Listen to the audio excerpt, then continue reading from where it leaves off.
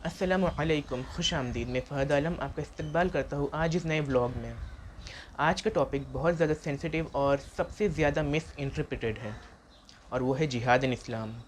اس video میں ہم دیکھیں گے کہ جہاد کیا ہوتا ہے، اس ورڈ کا مطلب کیا ہوتا ہے، اور ساتھ ہی ساتھ اس سے جڑے فالس نیریٹیو کو بھی ڈیبنک کریں گے۔ تو آئیں شروع کرتے ہیں۔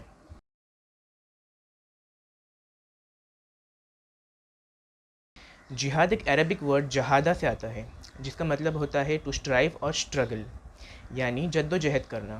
اور جہاد دو ٹائپس کے ہوتے ہیں، ایک ہوتا ہے جہاد الاکبر، دوسرا ہوتا ہے جہاد الاصغر۔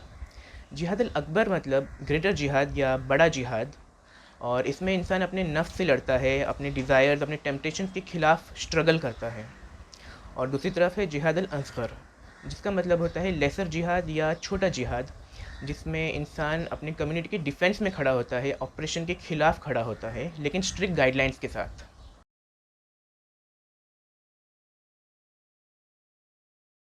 سورہ بقرہ کی آیت نمبر 190 میں لکھا ہے کہ fight in the way of Allah those who fight you but do not transgress, indeed Allah does not like transgressors. اس آیت کو اکثر آؤٹ آف کانٹیکسٹ کوٹ کیا جاتا ہے، جبکہ اس کا مطلب ہوتا ہے سیلف ڈیفینس میں لڑنا، حد سے تجاوز کیے بغیر۔ اسی طرح سورہ بقرہ کی آیت نمبر 256 میں لکھا ہے دیر از نو کمپلشن ان ریلیجن، یعنی دین میں کوئی زور زبردستی نہیں ہے۔ اس سے یہ پتہ چلتا ہے کہ اسلام فریڈم اور پیس کو پروموٹ کرتا ہے۔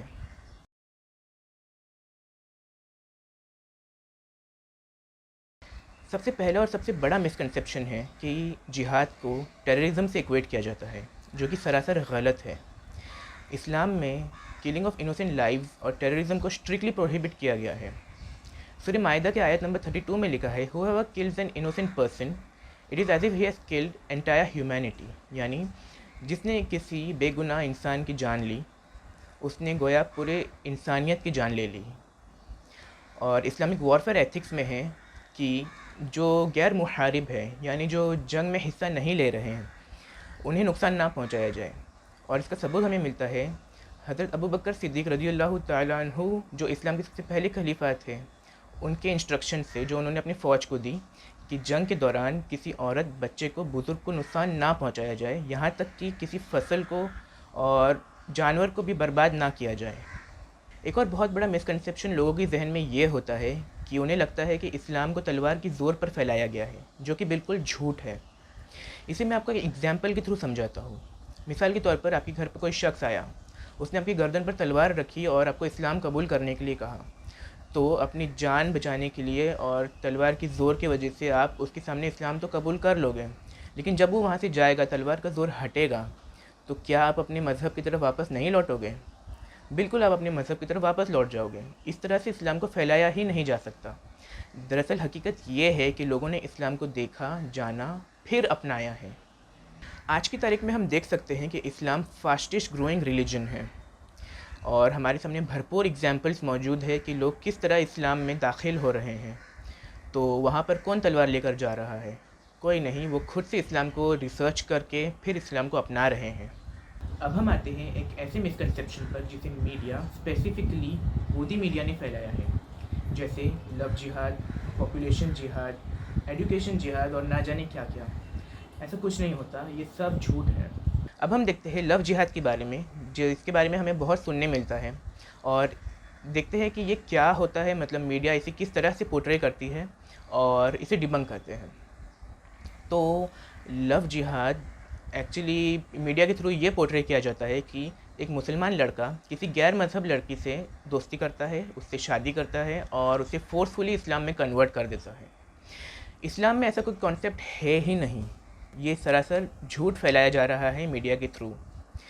اور اس کا ثبوت ہمیں ملتا ہے سورہ بقرہ کی آیت نمبر 221 سے، جس میں صاف لکھا ہوا ہے کہ مسلمان مرد اور عورت دونوں کے لیے کسی پولیتھیسٹ سے شادی کرنا پروہیبٹڈ ہے۔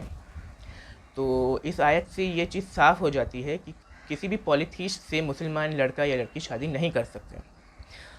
اور پولیتھیسٹ کا مطلب کیا ہوتا ہے؟ پولیتھیسٹ وہ ہوتا ہے جو ایک سے زیادہ خداؤں میں مانتا ہے۔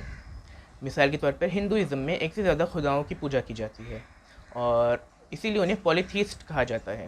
ویسے ہی اسلام میں ایک خدا کی عبادت کی جاتی ہے، تو اسلام ہوا monotheistic religion.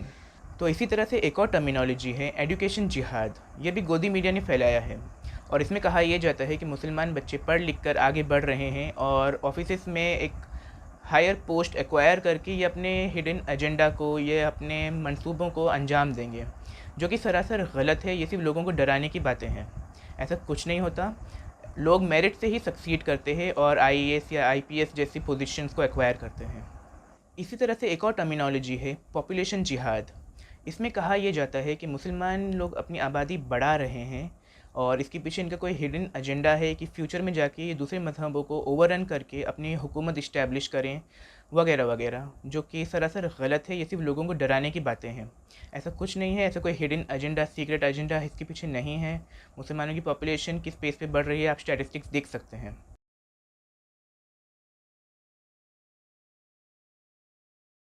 Personal struggle and growth को जिहाद कह सकते हैं। मिसाल के तौर पर मैं अपना एग्जांपल आपको देता हूँ। मैं जिस तरह से आपने देखा होगा मेरी वीडियो थी मेंटल हेल्थ के ऊपर, उसमें मैंने बताया कि मैं ओसीडी से सफ़र कर रहा था। तो ओसीडी के ख़िलाफ़ लड़ना ये मेरा जिहाद था। अभी मिसाल के तौर पर कोई एनजीओ है जो गरीबों को खाना खिलाता है और मिस्किनों की मदद करता है, तो ये उनका जिहाद है पॉवर्टी के ख़िलाफ़। तो ये एक स्ट्रगल एंड ग्रोथ को कहा जाता है, तो इसे हम जिहाद से मंसूब कर सकते हैं।